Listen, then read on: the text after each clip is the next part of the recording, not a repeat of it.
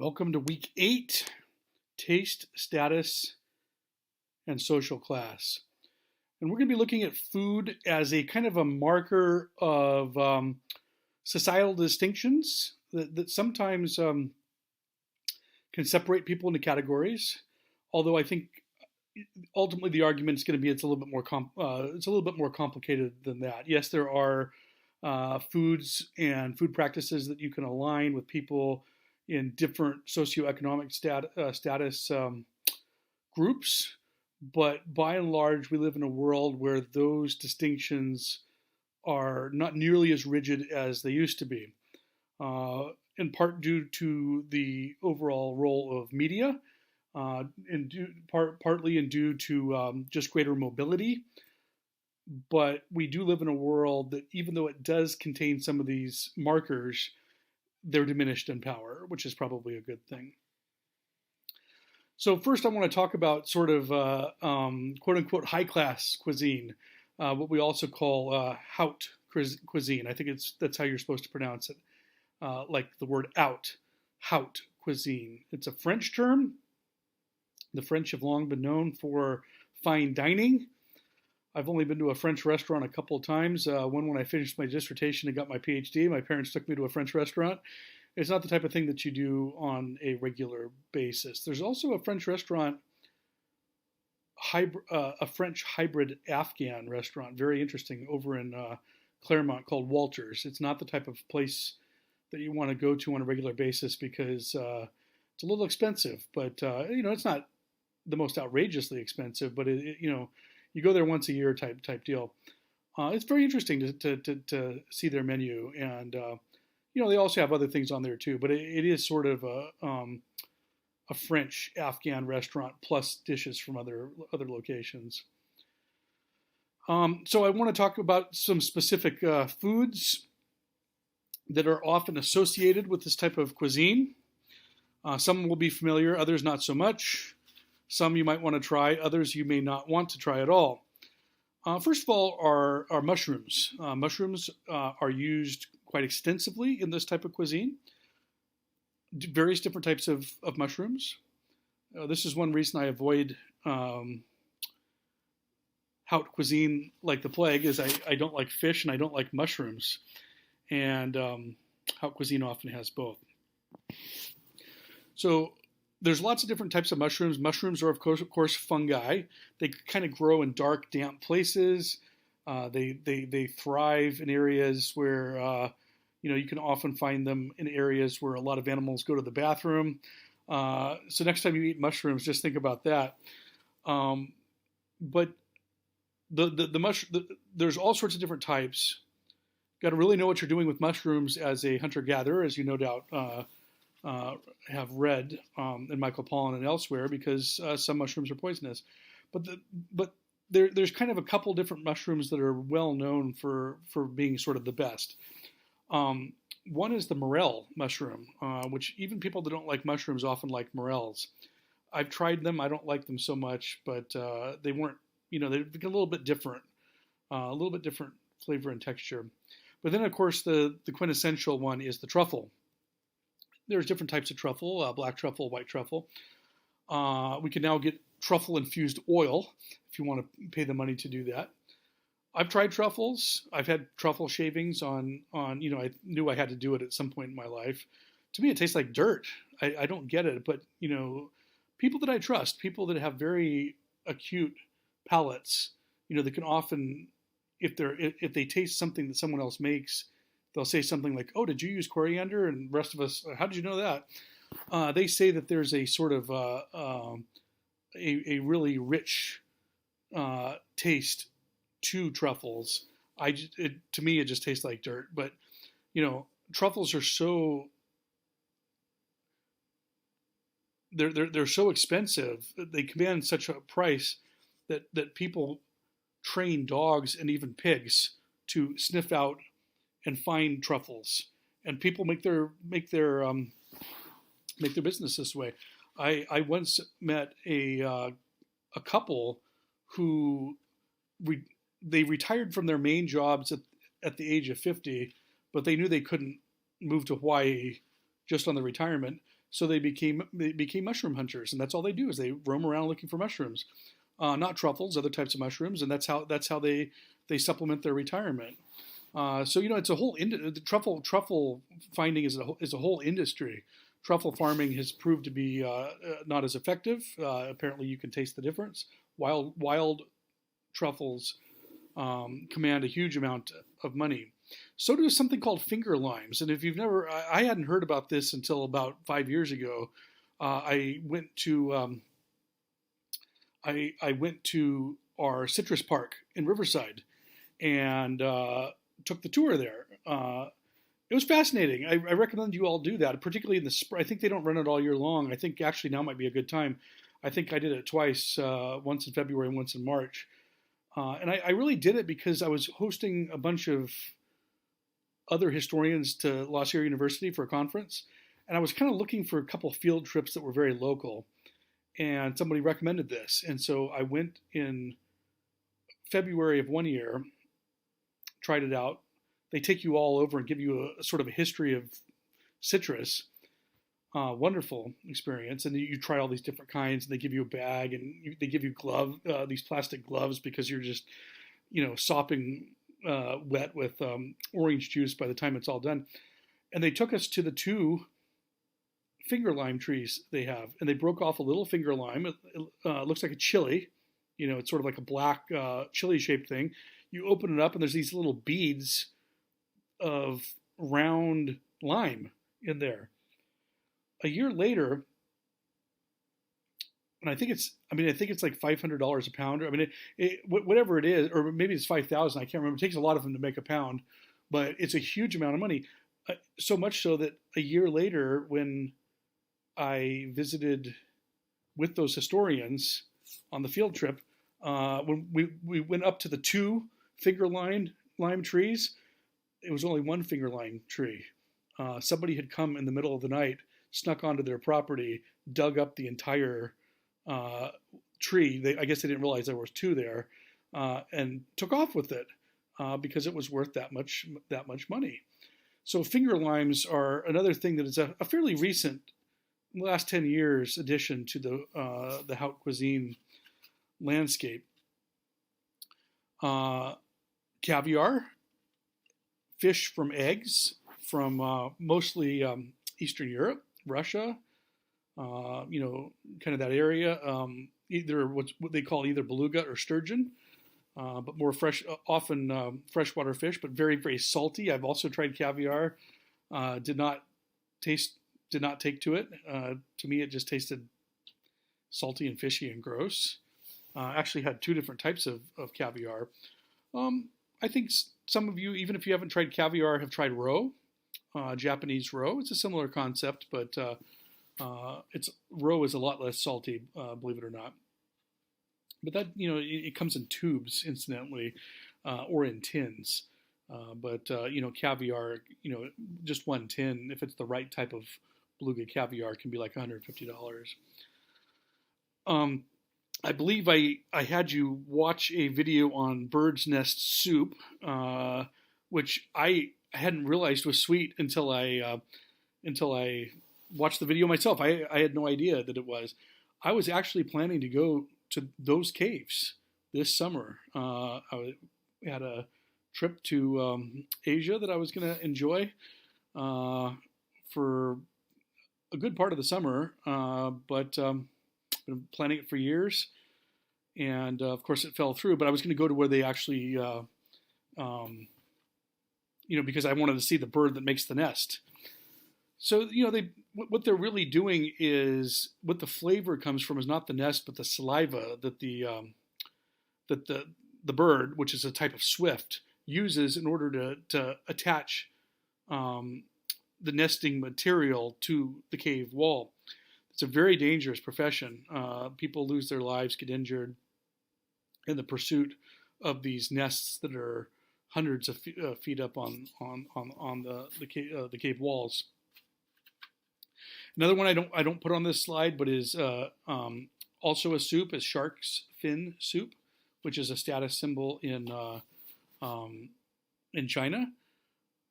They can, using other materials, make a soup that tastes identical that you would never know. And in fact, do that. But it's the status. People are willing to pay huge amounts of money in order to have real shark's fin soup because it's a status symbol. Even though what ends up happening is they kill an entire shark just for a tiny little piece of it, and then they throw the shark back, and of course, it's dead. Or if it's not, it's dead when they net it up and pull it onto the, it dies because it can't process pure oxygen. A terrible waste of resources. At least the swifts that can make their nest again, whereas the shark industry, the shark population in certain areas is being devastated, driving the need for this status food. Lobster. I also don't like lobster. I think you're noticing a pattern on this. I'm not a big one for haute cuisine. Can't stand mushrooms. Can't stand caviar. Can't stand lobster.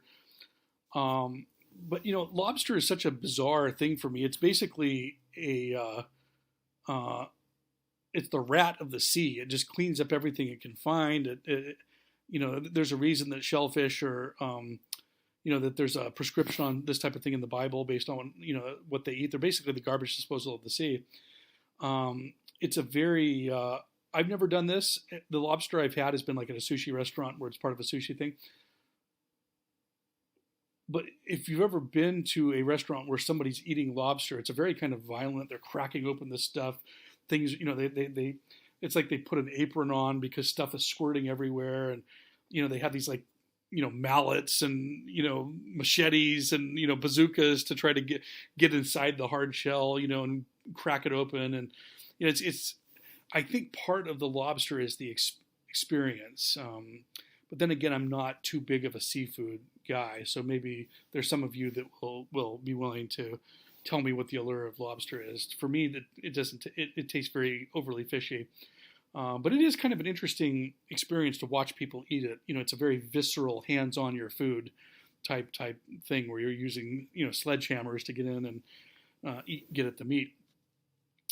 I put on here Haagen-Dazs. Now this is one I love. Okay, that's one of my weaknesses. I don't have many vices, but Haagen-Dazs is one of them. I actually prefer Ben & Jerry's, but my very favorite, and probably Talenti as well, but my very favorite ice cream of anything I've ever tried, is the chocolate and peanut butter Haagen-Dazs. That's not the reason I put it on here.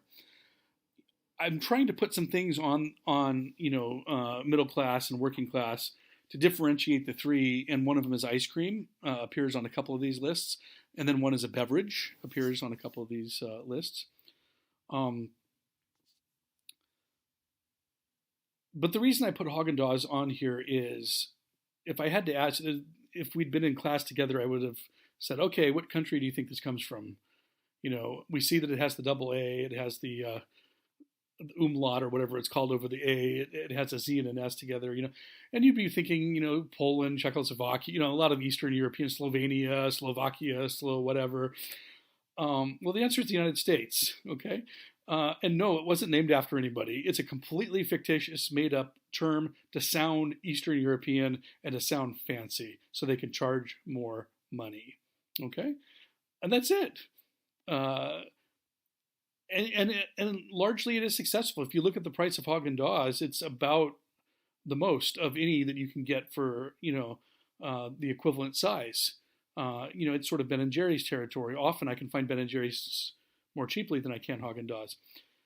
But it's branding yourself in a very specific, very kind of mercenary way. And there's nothing wrong with that, but it is an example of...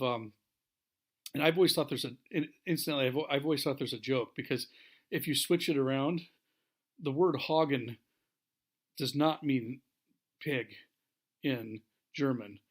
But with German, you put en on the end of a lot of things. So das Hagen sounds like the pig. So I've always thought there may have been a little subtle dig at the patrons from whoever created this brand. So this is why I included on this on this list. I also put wine on here. A lot of people drink wine. Wine cuts across classes, but there is sort of like echelons of wine. For haute cuisine, you're not talking about wine out of a bag, okay? You're not talking about a cheap Merlot or whatever, some of the other, what are they, Chardonnay or whatever. You're talking about sommeliers, people who hear you order your food and then recommend wines that go with it. And they're often, who knows, like $80 a bottle or whatever. I mean, fine wine. I should put the word fine in here, fine wines, okay? It's a symbol of status. And then there are certain coffee types that are more expensive and either sort of cater more towards upper class or haute cuisine, such as Blue Mountain coffee from Jamaica. But this one from Indonesia, I would have had to decide whether or not I would have eaten. I probably would have tried bird's nest soup when I was in Malaysia and in Indonesia. When I was going to be there this summer, I don't know if I would have drank Kopi Luwak coffee. This is the coffee that's made from coffee beans that are eaten by a civet and then pooped out by that same civet. So people run around. Well, now they have farms, but in the olden days, people would go around in the jungle looking for little piles of pooped out coffee beans that had been run through the digestive system of a civet, which they call it a cat, but it's not a feline. It's a different type of animal that we don't have any equivalent of in the United States. Well, and then they take it and they do something to it, but it's basically been through the digestive process of another animal. Well, number one, that's just gross. Number two, that's not why I'd be hesitant to eat it. We're becoming more acutely aware of diseases such as COVID that pass from animal to human. So my guess is this has to go through a process that really ensures that. But most foods that we eat do not go through the digestive system of another animal. But the one that I know of is worth huge amounts of money and is part of haute cuisine. So I want to talk a little bit about middle class fare, which middle class. The middle class is not a new concept. It's been around for a long time. It predates the United States of America and was even present at the founding of the United States. But really, the emergence of the modern, large, strong, almost dominant politically middle class has been a product of the 20th century, the very early 20th century, but really is about 100 years old, maybe a little bit longer. The middle class today is sort of drives the economy. The middle class decides who wins elections, that type of thing. Quote unquote middle class values define how America is perceived. The middle class is a large cultural, social, economic, political institution. Now, it's certainly under assault in the United States. There's no denying that. But I guess the point I'm getting at is the middle class is so large now and so diverse that the middle class eating habits range all the way from fast food and organic through some of haute cuisine and some of more working class fare. Okay? That's the point I'm trying to make, I guess, with the middle class. The middle class really is this gigantic bridge that really bridges a lot of different ethnic food traditions and food practices, and also social classes and taste cultures. So the middle class does kind of range all the way from beer to fine wines. Maybe not the $80 a bottle thing, but a lot of middle class people have money to put towards things that interest them. Some people couldn't care less about food. They're going to put that money towards other pursuits. Some people care more about their food and will dedicate a greater percentage of their wealth than they would need to in order to secure the types of foods they want. So just a few things, I already mentioned that it's sort of, that there's people that care a great deal about what they put in their body and are much more organic focused. There's people that really don't care at all, that are part of the middle class and eat fast food. It really does kind of span a lot of different, it bridges a lot of different extremes, should we say. But I do just want to talk about a couple other things. One is the two chickens in every pot motto from the 1928 election of Herbert Hoover, or was it the 1924 of Calvin Coolidge? It was one of those two. It was one of the predecessors to Franklin Delano Roosevelt, and this was their definition of the middle class. Okay, two chickens. No, sorry, it's a chicken in every pot and two cars in every garage. I messed that up a little bit, which is ironic because it's one chicken and two cars. Chicken was seen as a sort of an upper class food, middle class food, because if you didn't have a lot of means, if you had a chicken, or let's say you had 10 chickens, you used them for eggs. Eggs can make breakfast. Eggs can be used for cooking, casseroles and cakes and stuff of that nature. So it was a chicken in every pot and two cars in every garage.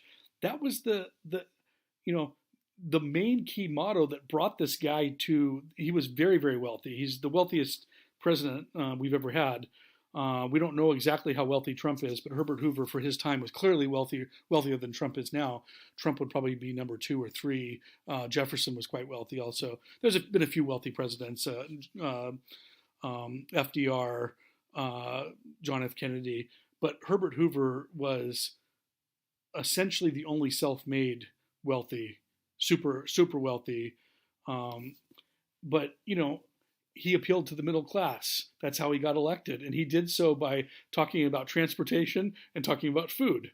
Today we take chicken for granted, but chicken at one point was the sort of status food that really sort of said, this is welcome to the middle class. You can eat chicken for dinner. Okay. You can have a car, 2 cars. Another one is cooking shows. That's kind of really pitched at a middle class sensibility. Ingredients that you can buy without breaking the bank, but that you can afford because sometimes you might need to buy a few, and that you have time to cook. Somebody who is struggling financially and they're working 60 hours a week and 2 jobs and taking a 3rd job on the weekend isn't going to have time to watch these shows, let alone try and cook some of the things that they're watching. It really is geared towards the upper middle class and the middle class, 2 groups that have a little bit more time and resources at their disposal. So these cooking, and even when you look at the cooking channel, things are there's some shows that are pitched towards children. There's different. They're pitched a little bit differently, but one common thread is a little bit more of a sort of a middle class sensibility. I put in here Ben and Jerry's. They really kind of pitch towards upper middle class progressive values, fair trade, equitable labor. They had their equality ice cream. They had their world peace ice cream. They have these different ice creams that are very geared towards sort of liberal movements regarding gender, homosexuality, labor models, and things of that nature. So they're very carefully, divesting themselves of big business labor models. And in fact, there was that thing when they were going to sell the original Ben and Jerry. It became very clear that the person or the company that was going to buy them was not one of these companies that was into fair trade and equal labor models. And so it became this huge scandal. This is about 20 years ago, maybe a little bit less. And so the company that ended up buying them really wanted them because they were really on the upswing at that point. And the company basically said, we're going to firewall Ben. To this company's credit, I can't remember which company it was. We're going to firewall Ben and Jerry's, and we will have transparent oversight that we will continue these labor models. And so everyone kind of backed down. all the people that were going to boycott Ben and Jerry's. So Ben and Jerry's, Haagen-Dazs was this very kind of snooty startup company, 40 years ago or whatever, that we're gonna kind of try to corner the upscale haute cuisine market and be the European ice cream that's made in New Jersey or whatever. But Ben and Jerry's is much more of a sort of a middle class conceit. And then for the alcohol, I put on here craft beer. Okay, but then again, I said middle class wine, spirits, and beer. The middle class is very omnivorous in the breadth of its taste culture when it comes to food. But maybe if you want to sort of associate one that's kind of pitched more towards the middle class, it would definitely be craft beer. Yes, it's beer, but it's not the beer that it's not Budweiser, it's not Miller Lite, it's some fancy name, like River Rock or something, Amber Bock. You want to come up with a name that kind of sells a little bit of an image. And often perhaps a little bit more, it's not mass produced in quite the same way. You have local breweries that turn out products. So there's what we call craft beers that tend to be a little bit more local. They tend to be a little bit more engineered carefully, not for just mass consumption like Budweiser and some of these others. So that's craft beer, kind of pitches itself towards the middle class. So for the working class, really, this is one that has kind of almost disappeared, you might say. Most people in society are very middle class. Either they have gone into the middle class eating pattern footprint, or the middle class eating footprint has expanded. Regardless, yes, there are people that eat haute cuisine on a regular basis, but most people eat haute cuisine occasionally and eat middle class much of the time. It doesn't matter how wealthy you are. Okay. And things like how do you pronounce it, the quinoa, probably started out as haute cuisine, but kind of the middle class kind of pulls things in. And a lot of things are more expensive when they first come out, even if they don't need to be, but they're rare, they're a niche item. Well, we can have all the quinoa we want, and probably more than we want. So eventually, price comes down. People in the middle class start buying it and appreciating the health properties. But I decided to put some things down here on the working class, even though, as I point out, most working class, blue collar people, even living in poverty, do eat sort of more middle class. Obviously, fast food is going to be more omnipresent.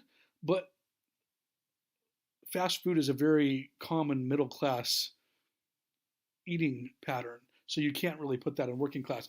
But I do want to talk about a couple from the past. One is Sloppy Joe's. I'm going to be curious. This is where I would have asked you to raise your hand if you'd ever heard of a Sloppy Joe. My guess is most of you will raise your hand, but some people won't. Sloppy Joe was very, very common when I was a kid. You'd see it at school lunches and stuff like that. I don't think it's nearly as common anymore. You don't see it on menus. You don't hear nearly as much about it. It's still around. I can still see it occasionally, but it was a huge dish when I was, we ate it all the time when I was a kid with veggie meat, Sloppy Joe. What a Sloppy Joe is you just take some bread. Usually it's going to be a hamburger bun, and you can either have it be open faced or make a sandwich out of it. You can put pickles or whatever in, but usually it's just bread and meat, and the meat is kind of ground beef, usually with a sort of a tomato-based sauce. Sort of almost a chili without beans. And you just put it on there. That's where the sloppy comes from. I have literally no idea where the Joe comes from. But, this was sort of like a quick and easy lunch that you could get in the factories. You would just, they would have a cafeteria, not much production is needed. One person, they put down a bread, take a, all you need is loaves of bread and a vat of gloop, just the meat and the tomato sauce and whatever else you want to put in it, onions, probably there were some spices. You just put the bread next, put the bread. It was the type of thing you could eat in a factory on a 15-minute lunch, and you could just, eat it fast and get back to work. I think it doesn't take much preparation. It has plenty of protein and carbs, so you can kind of keep working. And it's the type of meal that will help keep you going all afternoon. And you're not going to be hungry like 2 hours later. That type of thing. So it really lent itself to sort of blue collar existence. Very popular in the 19th century and into the 20th century. I think it was called different things if you go back far enough. A lot of these foodstuffs, they kind of had different names all over the United States. And then eventually, as we move into the 20th century, with the growth of the national media, one name kind of takes over. So sloppy joes was one, hot dogs are another, particularly hot dog stands. That hot dog was another thing that you could very quickly make and they could open these stands right outside of factories or just in downtown, even for law offices. Even white collar, upper middle class workers. You could just run down below and at a hot dog stand or a food truck. Except for food trucks are even sort of the evolution of the hot dog stand. The hot dog stand can be moved, but somebody has to pull it. Whereas a food truck, a smart food truck knows exactly when different areas go on lunch. They know that most people have their lunch between 11 and 2, but hey, there's this one place that for whatever reason their meal hour is from 4 to 5. Well, I'm going to be there between 4 and 5, and I'm going to be here at 5 o'clock for this. I'm going to be here at 6 o'clock. I can move around to 3 or 4 or 5 locations throughout the day and maximize my profits. But food trucks were catering to urban workers who tended to work in blue collar positions. So again, it's sort of a social class distinction. I also put ice cream trucks in here. This is my attempt to work ice cream onto this list because it's on all three. Popsicles, what we call bomb pops. I don't know if you know what I'm talking about with the red, white, and blue. What do they call them? The fruit, the really good fruit ones that had cherry, pineapple, and orange. Oh, those were good. Don't see those anymore, but those were magnificent when I was a kid. But it kind of is more urban and suburban. Urban parks, suburbs. One reason ice cream trucks used to be more urban is that there's more population density. You're more likely to, as you drive by playing your jingle, your musical jingle, kids come streaming out. Well, if you're going to do this in an area near a park, you might get hundreds of or even thousands of people will hear you. If you're out in the country, you're not going to get very much at all. And if you're in a wealthy area, people are less likely to buy, and there's lower population density. So it tends to be a working class, middle class type thing. I put beer on here too. This is your Miller Lite, your Miller, your Coors Light, your Bud Light. Even something like Michelob, which sounds a little craftier, but it's not a craft beer. It's a mainstream. It's a mainstream beer. And then finally, the one I put on here is the quote unquote arugula gap, which is something that was a big scandal when Obama was running for president. A lot of things that when Obama was president or running for president were scandalous that in hindsight or at the time were just stupid. The whole thanks Obama meme, like Obama gets blamed for everything. Well, one thing, I remember two different food gaffes. The one was when he was at a Chipotle and reached over which I would never do. Okay, Jude, you need to take a little bit of hit on that one. But, there's the screen that keeps our germs away from the Chipotle. You're not supposed to go on the other side of the screen. Well, he was reaching over the screen and pointing at what he wanted rather than pointing at. That was like a scandal for like a week, good times when something like that could be a scandal. When that's the biggest concerns that we had.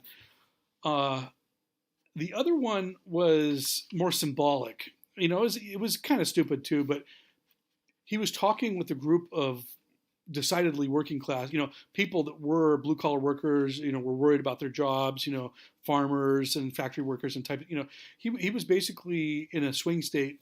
I think it was Illinois or Indiana, probably Illinois, trying to appeal to this group of workers who included some people that were very interested in agriculture. And so he talked about, the price of arugula going up.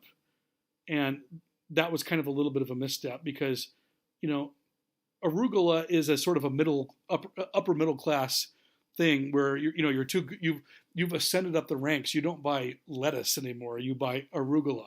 Okay. And if you're going to buy lettuce, you don't buy iceberg lettuce. You buy, whatever type of fancy lettuce. Or if you're really upper middle class and want to establish your middle class bona fides, you'll buy the type from Trader Joe's that's attached to roots and dirt, so that it's still growing in your fridge, which it isn't, by the way. But he used the word arugula when talking to a lettuce crowd, and this was like a scandal for a while. Well, unlike the whole reaching over the thing and pointing at Chipotle, this one actually was interesting to me at the time because this did uncover a difference in how we brand food if we're from different classes, or how media perceives different.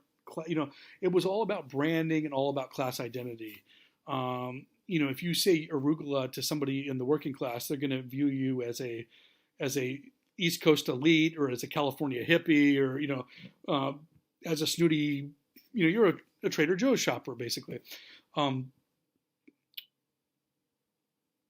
There's no Trader Joe's in rural Alabama, and my guess is they would dump all over Trader Joe's unless they got one there, and then if they had the economic means to do it, they'd shop there.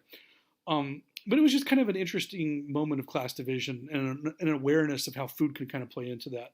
And they called it the arugula gap. That the upper middle class and the middle class was being energized by the concept of having a young black president, whereas the working classes were not so energized by that idea, and viewed him as a little bit of an elitist. And arugula kind of fell into that. His use of the word arugula kind of fell into that trap. Of course, it didn't matter. He won in a landslide in that election and the next election too. Okay, so let's move on from social class and start talking about some other things. I want to talk first about the rise of restaurants. Pubs and inns have been in Europe for thousands of years. In fact, I don't think anyone really knows the first pub or inn. I think they found an old structure in Scotland, including some beer that had been preserved in more or less in a peat bog or something. And, they say it's the oldest beer ever discovered, and this may have been a pub, but they're not 100% sure. I think that goes back thousands of years. But certainly, if you go back 1,000 years, pubs and inns were definitely a thing. I mean, they talk about some of the very earliest stuff that's translated, that's been actually written down in printing presses, and from things that were handwritten before in old English. Talk about inns. But the thing about pubs and inns is that food was a secondary consideration. For inns, it was travel. You're traveling from point A to point B. You need a place to stay. It's not safe. It rains a lot in England. It rains a lot in Europe. So it's a stopover place where you could be safe. You can have a roof over your head. You can have a comfortable night's sleep. But you're going to need to feed these people. You're going to need to also give them something to drink. So they had pubs and inns. Inns and pubs and inns, I should say. They serve food in inns. Well, it's inn first, restaurant second. Same thing with pubs.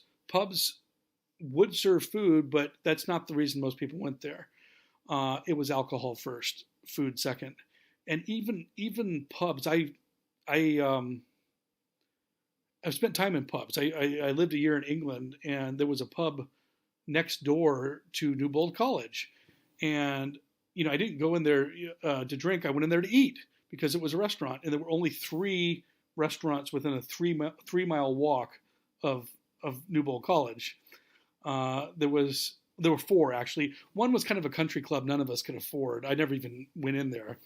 A second one was a kebab stand, marvelous.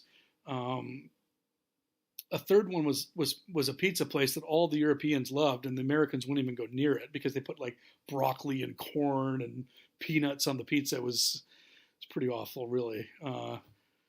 The tomato grape, it was called. I'm on board with putting tomatoes on pizza. I'm not sure why grapes need to go on pizza. And then the fourth one was the pub that was right next door. You know, it was literally just around the corner. And they had really good food. You know, I mean, it's the first place I ever tried shepherd's pie. I just couldn't bring myself to try the haggis. I wish I had now. But, you know, the interesting thing there was you know, I'd probably go in there about once a month or something, treat myself to a meal that wasn't cafeteria. Newbold Cafeteria makes La Sierra look, you know, like fine dining. But it was very interesting just to watch people and what they were there for. Some people were there to get drunk, okay? Some people were there to, you know, get drunk and socialize. Other people were there to kind of get drunk, but not so drunk that they couldn't play pool. You know, there's a lot of playing pool and darts and, you know, very social. Families would go there with kids who obviously weren't drinking, you know. Pubs are not just about the drinking of alcohol. People were taking meals there. You know, families that clearly went there a lot, other families that went there for a special occasion, people hanging out and instead of watching TV, playing darts. And, you know, it was just, pubs are not restaurants. They serve food, but it's one of many uses. So you can't say that the first pubs and inns really count as restaurants. The first restaurant that we know of was in China. Marco Polo talks about, you know, with great wonder about these places that were only open for and had the sole function of meals. And this was sort of a new concept to Europe. These were the first restaurants. You know, they're chronicled in Marco Polo. So they existed in China. No one knows how long they preceded that existence, but when Marco Polo was there, you know, a little bit less than 1,000 years ago, restaurants were already an established life, you know, and like so much else, China gets there first, and because of the Great Silk Road getting cut, eventually, Europe kind of never catch on in Europe, or they come in, you know, quite a bit later. Printing press, gunpowder, you know, other such innovations.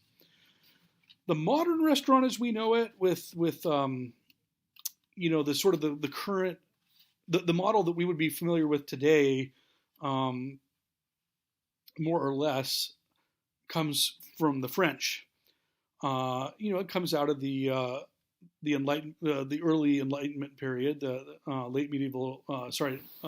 late Renaissance, early Enlightenment period. You know, so 1600s, 1700s, you know, kind of that time period. You know, places that arise and have to brand themselves a little bit differently than other places, or have to have something that keeps people coming back. It's a French invention. It very quickly caught on in the rest of Europe. The oldest restaurant in the world right now. It's very hard to keep restaurants going. In fact, I think it's one out of every 3 restaurants closes in the first year and a half of existence. And most of the restaurants go out of. It's hard to find a restaurant in the United States that's 100 years old. It's very hard. The oldest restaurant in the world, I think it's called Botines in Madrid, and it is in 1725. Most restaurants that are over a certain period of time have burned down, and that includes ones that are only 50 years old. You know, it's dangerous to have all that electricity and cooking and oven and stuff, you know, ovens and stuff like that. So Botine, the oldest restaurant in the world, continuously operating, isn't even 300 years old yet. So just let that sink in. That's how recent the modern restaurant phenomenon is, and how easy it is for them to go out of business. Just a few other models of restaurants, a few other things to talk about. Soda fountains was sort of an attempt to bring people to department stores, okay? You know, to drugstores. Drugstores in the 19th century, and then eventually department stores in the 20th, realized that, you wanted to have an excuse to bring everyone there. Okay, so if you put a soda fountain at a drugstore, when mom goes to the drugstore to buy something, or dad, you can take the kids with you and buy them an ice cream that they can, like a root beer float that the two of them can share while you go shopping. So these soda fountains, which don't exist anymore, unfortunately, you can find a couple of them, kind of like old school soda fountains, but they were a thing that kind of came out of the 19th century and kind of rose to real prominence sort of before and after World War II. By the 50s, they were starting to kind of, the rise of fast food, the rise of cars. You're starting to see the decline of soda fountains. But that's just kind of another interesting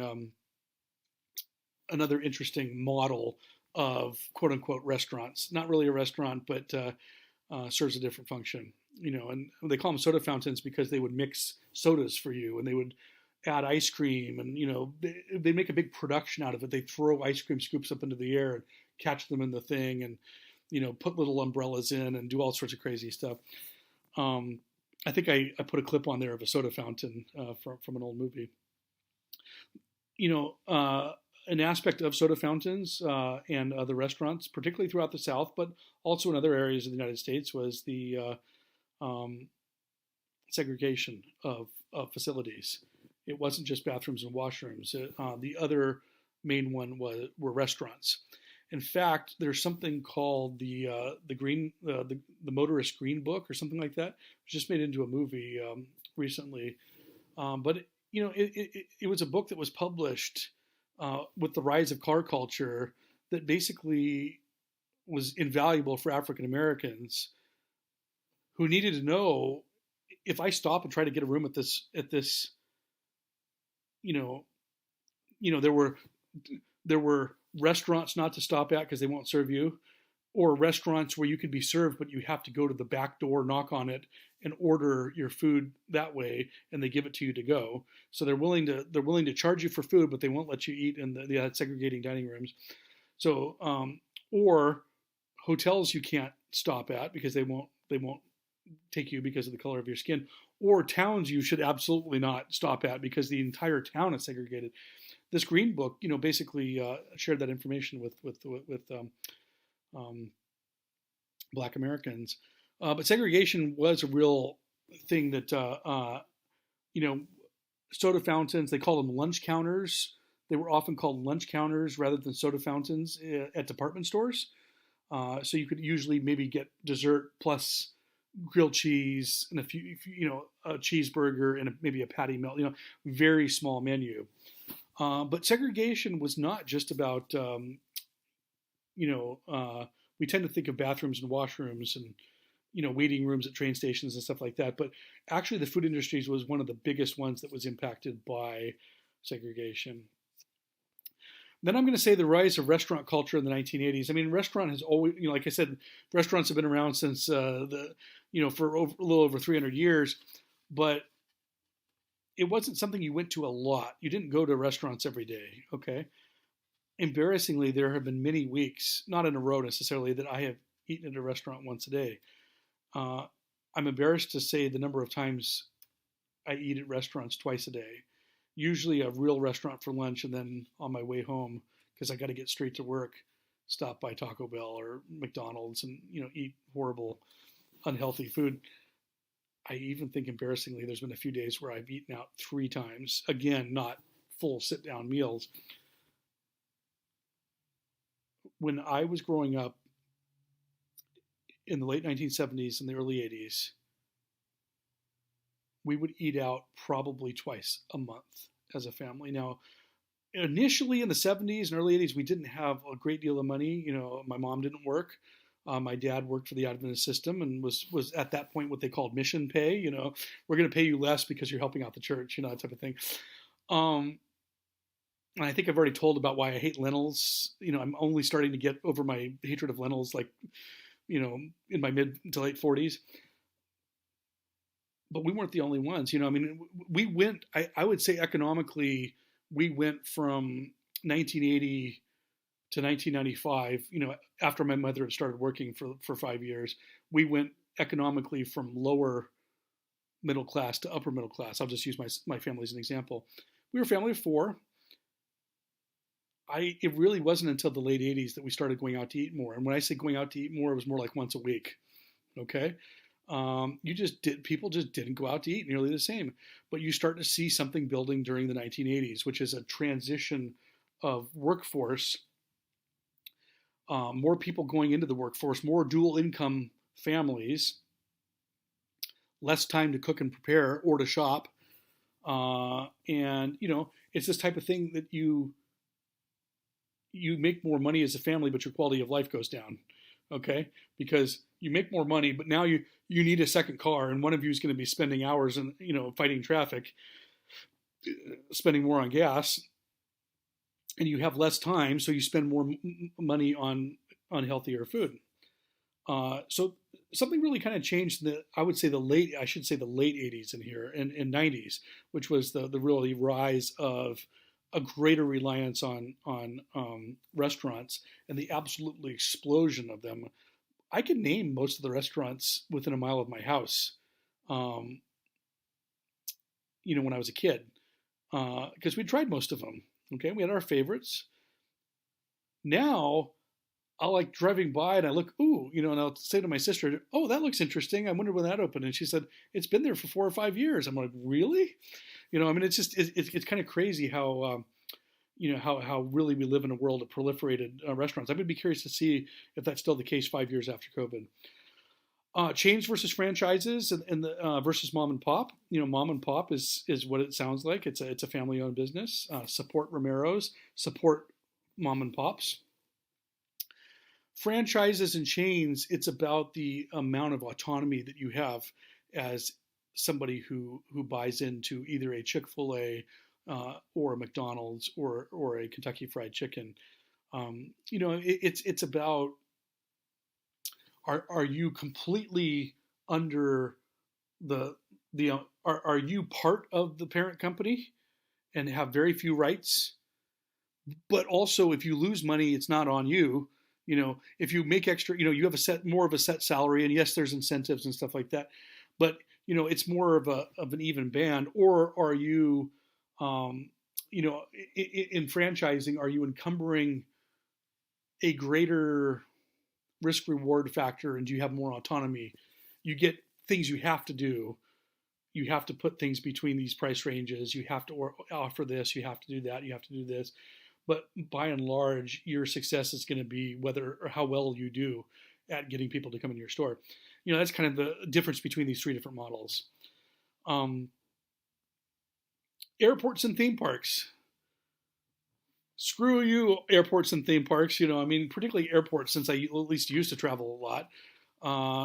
They know they have you. They know you have nothing else to do, and they're going to charge you an outrageous sum of money for a sandwich with limp lettuce, and it seems like it's just on the edge of tomorrow. It probably wouldn't be any good. Zoos, I guess that fits in with theme parks. There's probably a few sporting events. Although I've been pleasantly surprised, the last couple of sporting events I've been to haven't kept pace with airports and theme parks. But there are these examples of ones where often like a theme park won't allow you to bring in food, and then you want to be there all day if you're going to be paying $150 to go to Disneyland.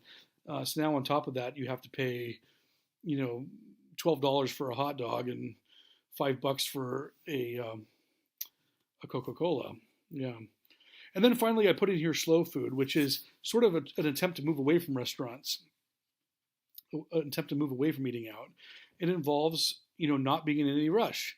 You go to the market every day. You pick out the ingredients for your meal that day. You go home. You spend time cooking it. You think about it. You research it. You talk with your friends. You cook with your family. You sit down and you enjoy your meal. It's not something to be rushed through. It's not something to be.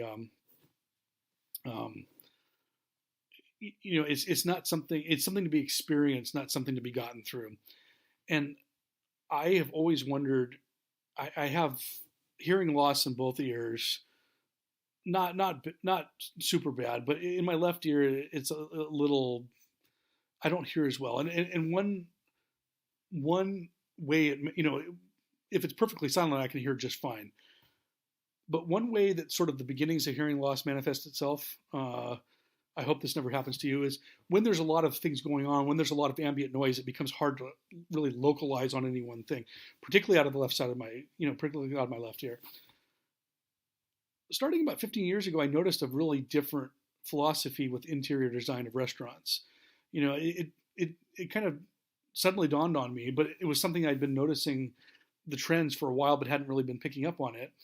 And it was that, there's a lot of hard surfaces. It looks like you're in factories, they're courting.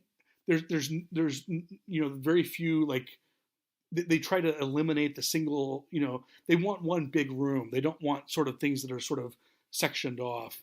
And one that goes against this is Don Jose's, or it's now called Rodrigo's. They've kept their old style of having separate rooms that are kind of walled off. It keeps the hubbub down. Well, I've never, because I have a little bit of hearing loss, I don't like hubbub. I like being able to hear people without leaning across the table and saying, what? I don't like hard surfaces of factory-looking building. One aspect is it looks cool to have factory-looking buildings. That's one. But my dad had a second idea that I thought was genius as to why restaurants were willingly doing this. They want to get you in and out. They don't want you hanging out there because they want to use that table. They're in a volume business. They want you to go outside and walk down to the local Starbucks and talk there after you're done eating your meal. They want to get you in and they want to get you out. Okay. And the interesting thing was, about that same time, I noticed that we tend to get our food more quickly. When I was a kid, you'd order your food at a sit-down restaurant. It would sometimes take 45 minutes to get it. I think there was more of a sort of we're not in any rush type thing, but we're now in more of a rush. Even sit-down restaurants have a sort of an aspect of fast food. Well, slow food goes in a very different direction than that. Okay, I'll say markets. You can even find aspects of taste and status and social class in markets. For instance, two places I used to shop, Vons and Stater Brothers, very, very different in their products that they carry, different in their pricing, different in their layout. Vons is clearly going for upper middle class. Stater Brothers is clearly going for lower middle class and working class.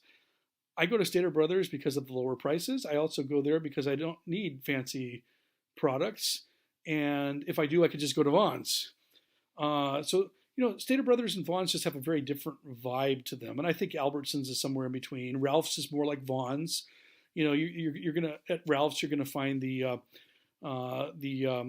artisan soup section, and you're gonna find the olive bar, stuff that you would never find in Stater Brothers. Okay, Stater Brothers doesn't have an in-house bakery. They just have a bakery section, whereas Vons and Ralph's have an in-house bakery. The markers for this are things like like breads, and in particular cheese. Specialty cheeses. How big is the specialty cheese aisle? There's other markers too, but those are two big ones. Do they have their own bakery? Do they have a deli in addition to a meat? What type of other things besides meat do they have in their sort of deli meat section? How extensive is that section? That and the bakery and the specialty cheeses really kind of give you an indication as to the niche that or the niche is, I should say, that they're pointing towards. Trader Joe's is a whole different animal. It's very upper middle class, even maybe bridging into upper class. It's very much about people who are thinking more about the food chain that they're involved in, but also who have the money to pay for it. It's never cheap going to Trader Joe's. Like I said, I go to Trader Joe's and I spend $100 on stuff I really don't need. Trader Joe's takes self-control in a way that I always eat before I go shopping, or at least before I do a big shopping. Particularly when I go to Trader Joe's, like I gorge myself at a restaurant, so that when I'm there, I only buy what I need. They've done studies about that, folks. If you eat before you go before you go shopping for food, you'll buy less and you'll buy more of what you really need.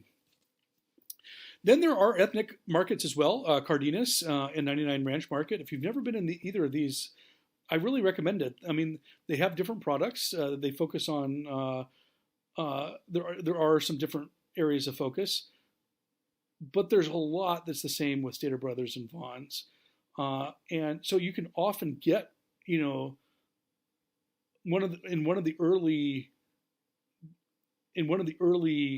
my early COVID shops, I went to Stater Brothers and there was like 4 or 5 things I couldn't find, so I went to Cardenas, and not only did I find much of what I was missing, I found most of the stuff I'd bought at Stater Brothers, but for slightly better prices, So, if you've never been into one of these markets, now is not the time to try with COVID. But, when it becomes safe to just go on a little bit of a shopping spree, I really recommend that you go to Cardenas and go to 99 Ranch Market.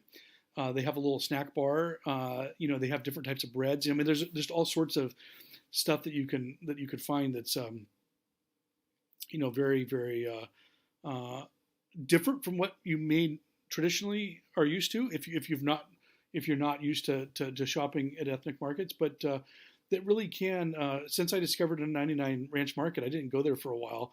Until a friend convinced me, no, dude, you got to go. There's all sorts of good stuff there, and even told me a few things to buy. And I went there, bought the stuff. Like, oh my goodness, this is great. I just wasted a year of my life not coming here, and so now I don't go there. It takes me getting on a freeway to get there, but I go there a lot more frequently. Whole Foods, I think I've talked about that before. It's sort of Trader Joe's isn't really snooty. I wouldn't say, but Whole Foods is, okay. Whole Foods is charging prices that are outrageous for what you get. If you've ever eaten at their snack bar, which they're all you can eat buffet type thing, I love it. They got some great food in there, but what they charge for Chipotle cauliflower, is that what it's called? It's outrageous. It's absolutely outrageous. But that's what they can, because of the clientele that they're courting is willing to pay that. They're very much urban, hip, elite, upper middle class, upper class. That being said, there is even though we cannot, as you've learned, we cannot really trust the words organic or locally grown, or all these things are being eroded. But Whole Foods, much like Trader Joe's, is a much better option than Stater Brothers. Okay, I shop at Stater Brothers most of the time. I do realize that that I could be shopping a little bit more ethically, but you can't just shop at Whole Foods all the time. It's just too expensive. And then there's farmers markets too, and there's different ones on different days at different places. You can essentially almost within a 30-mile, like what we call the Inland Empire, you can hit one or even more farmers markets almost every single day of the week. And, that's the ultimate way of supporting mom and pop, let me tell you. And you find stuff that is just out of this world good. I can't remember where, was it at Redlands, the hummus guy, we called him. This was 15 years ago when I lived over there. Oh my goodness. Now the problem with farmers markets is you never know what they're going to have, or if they're going to run out before you get there. The consistency isn't necessarily always good, but it tends to be locally sourced. It tends to be ethically prepared, and it tends to be really good. It tends to be a little bit more expensive. Okay. So there's the farmer markets as well. Food fads. These are aspects of status, that my taste is such that I'm on the cutting edge of food. Fondue, which is basically melted cheese that you take, pieces of bread and vegetables and pieces of meat that are cooked, and there's this bubbling cheese. And, I remember from the very first fondue party I went to when I was a kid, there was this pot and everyone would reach into the pot. It wasn't probably very sanitary. Well, now they have these fountains where the melted cheese kind of bubbles out, and you take a toothpick, long toothpick, stick it in, and then cover it in cheese, and then blowing on a little bit, the cheese sets, and you eat cheese covered whatever. That's fondue. Quiche, I remember was a big fad at one point. Soufflés, whether or not you could cook a soufflé without it collapsing, was you were showing your bona fides as a cook. Flavored water with caffeine. These are more recent than soufflés, quiche, and fondue, which are more from like the 1970s and 80s, 60s, 70s, and 80s. Himalayan salt, pink salt. Newsflash: it tastes just like regular salt. Okay. Yes, the crystals are a little bit bigger, but it has the same effect on your food. MSG, both is something that you should eat and you shouldn't eat as a fad. All the way from MSG will make every meal like 20 million times better to like, if you eat MSG, you will get cancer and die tomorrow. Fads, some food fads are bad fads. Don't eat this. My sister has been pregnant twice. Once she was pregnant in the food fad of, if you eat peanuts or peanut products or peanut butter during the first 3 years, while pregnant or while you're nursing, your child will no doubtedly die of anaphylactic shock because they will have nut allergies. Well, 5 years later, she had my nephew. That was for my niece. Don't eat peanuts. 5 years later, for my nephew, it was, if you don't eat peanuts, you're putting them at jeopardy for anaphylactic shock. Now I think it's back to the original. You're not supposed to eat peanut. So food fads they're maddening. They really, really are. A couple other I put on here: quinoa. We've already talked about that today. Greek yogurt, chobani. Is it really all that much healthier? I do think it actually tastes a little bit different and perhaps a little bit better, a little bit creamier. So I think some food fads are legitimate. And then there's avocado toast. Again, I think it's more legitimate because I think avocado is one of the best foods. Sort of the God, created man on the 6th day, rested on the 7th day. On the 8th day, said, okay, now I'm going to really make, humans are kind of screwed up. They're going to create war and famine. They're going to kill each other and do terrible things to each other. But let's create, let's create avocados, chocolate, and peanut butter. That's the 8th day, as far as I'm concerned, and Dr. Pepper as well. So avocado toast, I'm on board with, but it came out, it was this big deal. All it is taking guacamole and putting it on toast, more or less. It's a little bit different than that, but it was a food fad. There's all sorts of other food fads. Then there's also food experiences, which is again sort of a taste status type thing. This is signaling that you have enough money to be a connoisseur. I have some friends that both kind of grew up working class, you might say. One in particular, actually really strong. I don't know that they were ever homeless, but at one point they worried. They lost a home and they had to move because of foreclosures and stuff like that. For a couple of years, just kind of lived a very kind of probably never suffered that much from food insecurity, but just lived a very tenuous existence. Well, they've both really done well for themselves. One's a surgeon, and the other is in marketing. And as a family, they probably make huge amounts of money. Well, it's really interesting to see what that's manifested. These are some very close friends of mine. How that's manifested in their class identifications, their class desires, their taste cultures, and what they view as status. And there'll be some things that they're very frugal, and it reminds me of the friends that I knew in college who had these things that had happened not all that long in their past, and who did have a very kind of middle class, very conservative when it came to food. Going to cheap Chinese restaurants, love Chinese food, but wouldn't go to P.F. Chang's because there's too much money. They still go to some of those. Yet there's the cheese of the month club where they get cheese and test it, and oh yes, this one's different than the French and the Italian. I'm sitting there listening to them. Really, you can tell the difference between cheeses. That's something that it allowed them to tap into an aspect of culture that was never something that they could have dreamed of before. It's not something I do because these tend to be quite expensive, but wine tasting, cheese tasting, chocolate tasting, where you get shipped something once a month, and get a chance to read about it. And, I'd like to make fun of these because it does seem like it has a sort of, holier than thou, nose in the air, taste, status, culture thing. But, in one sense, it is more what we should be doing. We should be reading about our foods. We should be educating ourselves about our foods and making informed choices. But it's the type of thing that you're being charged premium for other people to do it for you, sort of, and to select it for you. But, ultimately, I don't judge people for doing I do fast food myself. I don't judge people for this type of thing. I don't think any of us should, as long as we're just constantly educating ourselves just a bit more about. Every year I try to educate myself a little bit more about a food chain that I'm involved in, with the theory that over time I will become more responsible and more ethical and more informed and perhaps a little bit healthier.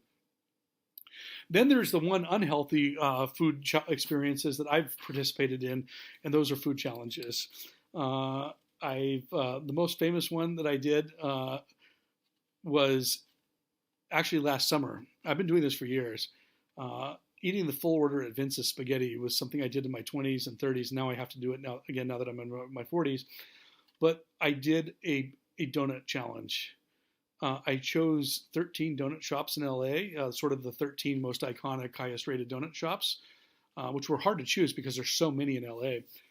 And I picked out the iconic donut, and then myself, another professor from La Sierra University, and my niece went out on a day, and I ate all 13 of those donuts in a single day. Oh, it was horrible.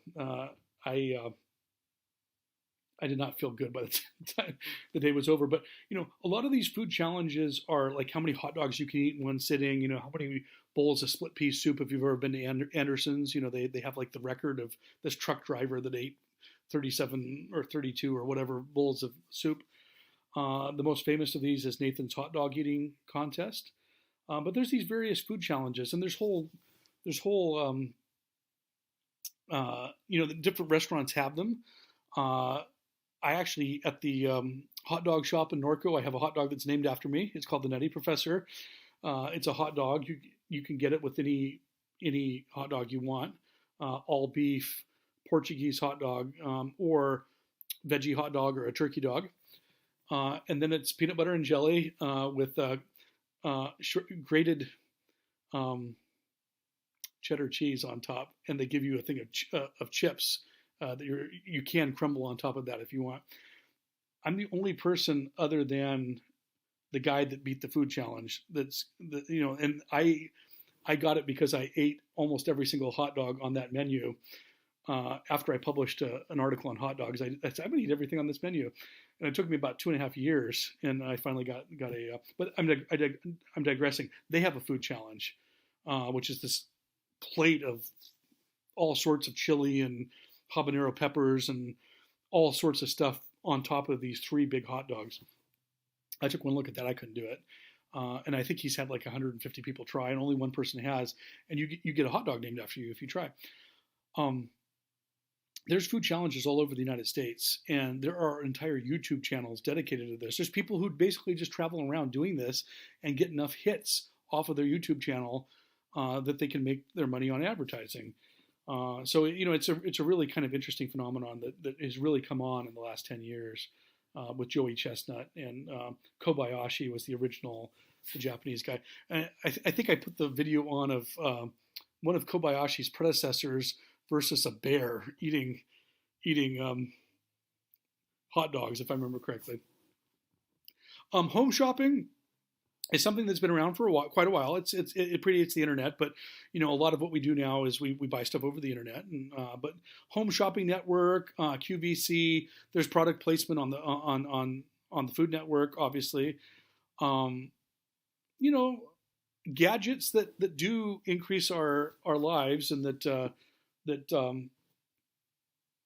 can help us cook food and become better cooks and that are more likely to cook. I'll tell you one thing. I bought 2 devices last year after vowing I'd never buy anything off of an infomercial ever again. Because some of the stuff I bought a long time ago sits up in a cupboard and never gets used. Like I have a waffle maker, but I don't make waffles. Why do that when I could just put an Eggo in the toaster, that type of thing. the two that I bought last year, I think perfectly sums up this whole experience of Home Shopping Network and QVC. I bought an air fryer, which I use all the time. I mean, I can't tell you, you know, I think I got one that was like $80 or something, and it is proven its value 10 times, well, maybe not 10 times over, but I use it all the time. Then I bought a sous vide, which is this thing where you can cook meat and other things without really cooking it to a dangerous temperature. You basically put it in these Ziploc bags and seal them, and then you stick them in water, and you put this thing in the water, and it basically heats up the water to like 130, 140 degrees. You know, it could explode, and it wouldn't even hurt you because it's not boiling water. It's never heated. It's subjected to heat over a 4-hour period, lower amount of heat over a 4-hour period than a great amount of heat over a shorter period. It's a great concept, and I've done it a couple times, and it's great. It just takes so much work, you know. And the thing is, really, what you're supposed to do is, you know, set it up, and then you can actually through Wi-Fi, if you have a Wi-Fi network, you can activate it from work. So if you want to eat at 6:00, you know, you activate it at 2 p.m. or you can set it to activate at 2 p.m. When you come home at 6, all you have to do is take it out and serve it. You know, it's done. A great concept. I just don't have the time. I think I'm gonna. I haven't done it during this COVID quarantine, but this summer I'm going to really learn how to cook with it. I think. Some other, you know, Ron Popeil was the I'm not sure if I'm saying his last name correctly. Was the guy that you know took this into a new territory. He had these infomercials with all these people clustered around, and he'd show them this wonderful, you know, rotisserie machine. I bought that and didn't use it very often, and found it didn't seem to work as well as he could get it to work. And you know, he would come up with these clever phrases. Set it and forget it, which was the perfect phrase because it catered to professionals who didn't have a lot of time. They could, you know, have a little time to hastily put something together, but you know, they didn't want to use the oven because if you go on away and you forget about the oven, at least in those days, they didn't have auto shut off. You know, you would be reminded that you had something in the oven when you started smelling smoke or when the smoke alarm started going off. Well, you know, the thing I bought of his, like in the late 90s when I moved over to Loma Linda, had an auto shut off. You know, you set a timer and it would, you know, so you got hungry. Oh yeah, I was cooking chicken on the rotisserie. You go out there and it would be done, you know, or you'd start smelling it when it got close. You know, and also he did but wait, there's more, you know, like feature after feature after feature after feature. It does this, it brushes your teeth, it, you know, it does all sorts of crazy stuff. Ninja Foodie is one that we're seeing a little bit more of. You know, it's a little bit more recent. Other fad food gadgets. One that caught on and the company made a grave mistake. It was called Cuisinart. I don't remember if I had you read about Cuisinart. Cuisinart was great and stupid as a company. Great in that they made these wonderful products that were like sort of like high-speed, high-performance blenders.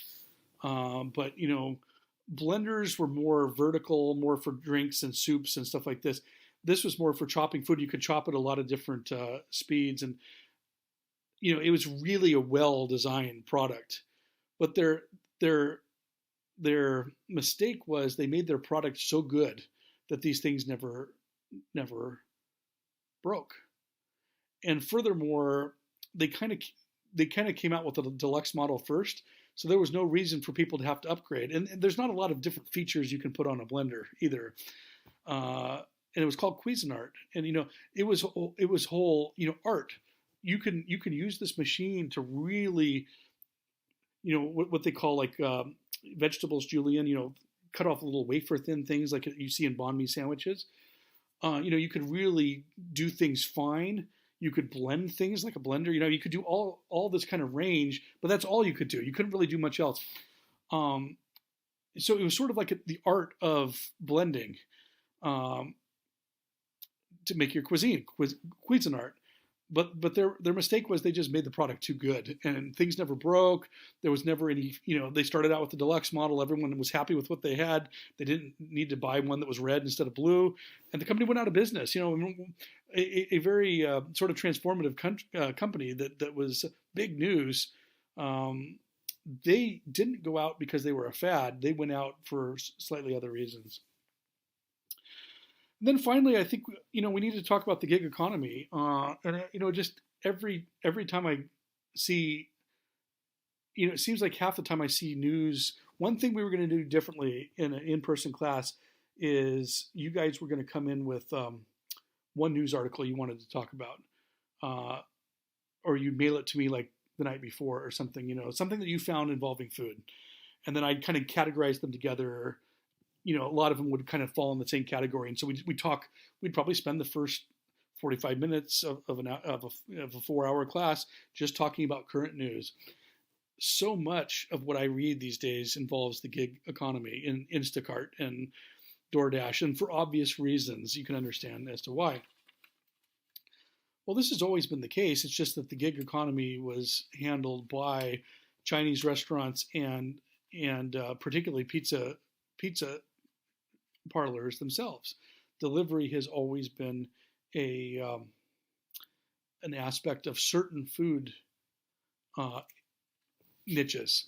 The only difference here is it's now for almost everything, and it's been completely disaggregated from, now it's a separate company delivering your food using a third-party vendor, okay, an Instacart shopper or a DoorDash driver. So Domino's Pizza still delivers, okay, but they're fighting a model whereby a fast food restaurant such as McDonald's or sort of a high-end sit-down restaurant, a really good sit-down restaurant like P.F. Chang's, contract with an internet company such as DoorDash or Grubhub to hire a third-party vendor to deliver your food from A to B. And it's very clear who's winning in this. And that is not the restaurants, not the consumers, but the Grubhub and DoorDash and companies such as that. They're charging sort of outrageous fees both to the restaurant and to the consumer. I think that, so far it's kind of unregulated, but I think that's going to change. You're already starting to see cities, basically say you can't do this within a. Number one, it's a little lazy. It takes fast food, indolence to a whole new level. It's more expensive. They hook you first. I got hooked on DoorDash for a while there, let me tell you, because, I had like a $50 credit or $25 credit, not towards the food, but towards the fees. So for a while I was like, yeah, heck yeah, man. I'm not going to, get in my car and, put on deodorant and, put on clothes and get in my car and waste gas and go to the store. I'm just going to hire it and have it delivered, Well, then when my credit, for signing up evaporated, I started learning some of the issues with DoorDash. I was just reading something. This is driving the rise of ghost kitchens. Ghost kitchens for restaurants that are not designed for people to go to, other than to pick up food to deliver it to somebody else. A lot of like empty warehouse spaces. There's now restaurants inside there. I learned about one practice just recently. In fact, I read an article about it yesterday. I think it was DoorDash or Grubhub. I can't remember which one. They do this thing where they advertise. They will go on there. It's predatory, and my guess is they're going to get in trouble over this if they're not careful, because regulation will come. It will come with a Democratic president and or a Democratic Congress, but it will happen. What Grubhub and DoorDash will do is they will take a restaurant that does not work with them, and they'll put online a list of places that do DoorDash, including places that don't. And then they'll put a phone number there, and they take up this big block of phone numbers, and they will say when you order, they won't say this is Romero's, but they will say that they'll say yes. How can I help you? And they'll say, is this Romero's? Yes. What would you like to order? I mean, they never lie directly to you, um, and and then they'll say, well, sorry, I know you're doing Romero's, but would you like to do this? Um, would you like here's an analog, and what they're really trying to do is they're trying to get callers to call in and then shunt them off into a restaurant that does do, while pressuring the person that doesn't do Grubhub to sign up to Grubhub. Because what starts happening is people think they're ordering from Romero's, and then when they see Romero's, they go on there or they call them up and say, they go to their website and then they get angry because they don't see anything on their website about delivery. They're basically trying to high pressure these. They're trying to steal business from them and shun it to their own businesses, and they're trying to high pressure these people, these usually mom and pop stores, to play ball with them. I think it's pretty disgusting, really, and it's in service of destroying mom and pop places. So I talked about these ghost kitchens, these dark kitchens, that have sprung up. I mean, just tremendously in the last 3 years. Even I didn't even heard of the term 3 years ago, and now they're all over the place, and you don't know where they are. They could be in that old abandoned strip mall, or they could be in that old abandoned factory, and it's McDonald's and Burger King, and three have gone in together and have this gigantic kitchen where, maybe not McDonald's and Burger King, but is it McDonald's, Taco Bell, and Kentucky Fried Chicken all are part of the same group? Yeah, you might have this big old smelting factory that used to make iron ore that now is just making food for DoorDash. Instacart's the same thing, but shopping. And I was just reading today about how Instacart shoppers right now, if they're really on it, can make $70,000 a year. That's a COVID bump. It's not likely to be that way but right now there's more demand for Instacart, obviously, and a lot of people have stopped doing that because they're afraid of getting sick. And then drones, vertical takeoff and landing, which is what VTOL stands for. This is the future, folks. And in fact, I think I showed how that could be done.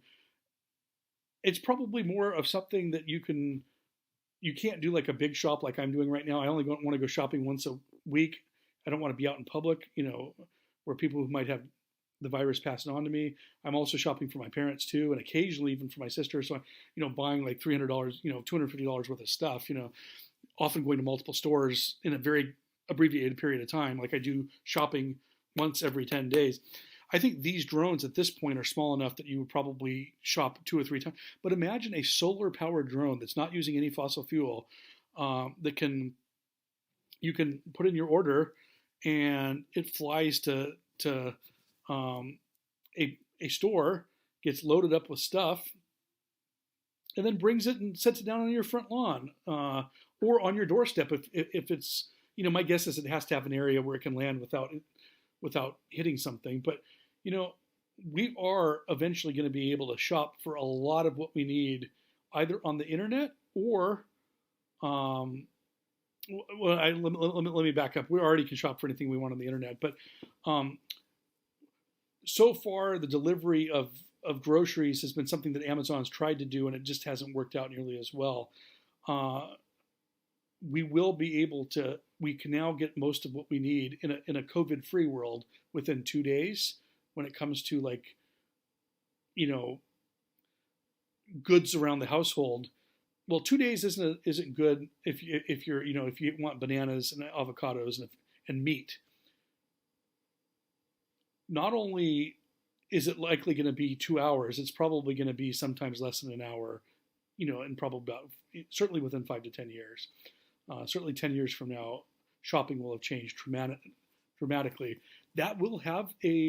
There will be a class aspect to that. There will be an added fee for this, but probably it will be less than the amount that you'll be spending on gasoline.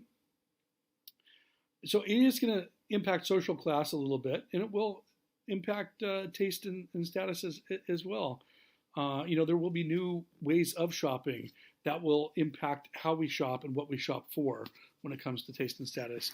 So this week has really been about kind of class issues, you might say, and how people interpret what they want from food, how they go about procuring it, and the degree to which it becomes a commentary upon themselves. That is taste, status, and social class.